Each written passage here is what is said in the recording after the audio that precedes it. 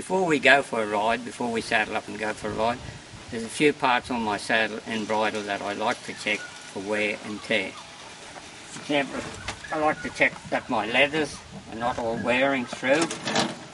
Up in here where they move back and forward a fair bit, there's a fair bit of wear goes on there. Here where my cinch lashes onto the saddle, with that moving there all day.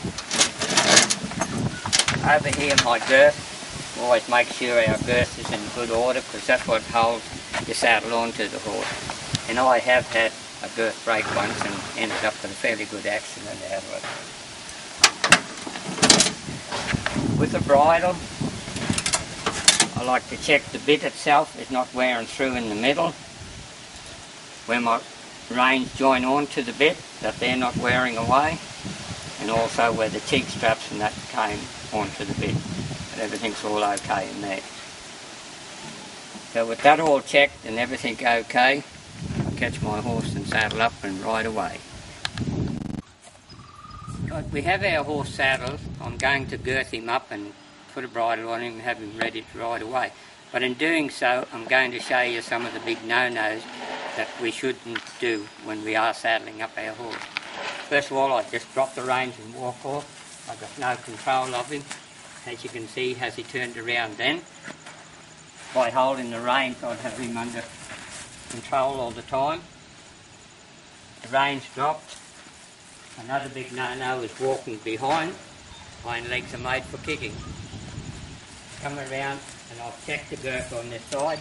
Coming back, I'll walk underneath his neck, which is another no-no because the horse can strike you, also reach down and bite you. During the girth, I come here, all very goes right and I've done up the back girth, which is a big no-no. Because then you think if the horse started playing up and bucking around, the saddle could slip and get caught up in his flank, and there's a $3,000 saddle for it. Not to say what could happen to your horse. This saddle has a breastplate on. A big no-no is doing the breastplate up before you do your girth. Because if he started bucking and playing up, well, that saddle would go up around his neck or something. Girth him up. Another no-no is putting that stirrup leather across there, because I have seen accidents happen there where the horse has jumped away, stirrup leather's come down and hit a bloke on the head, and he ended up with one hell of a headache.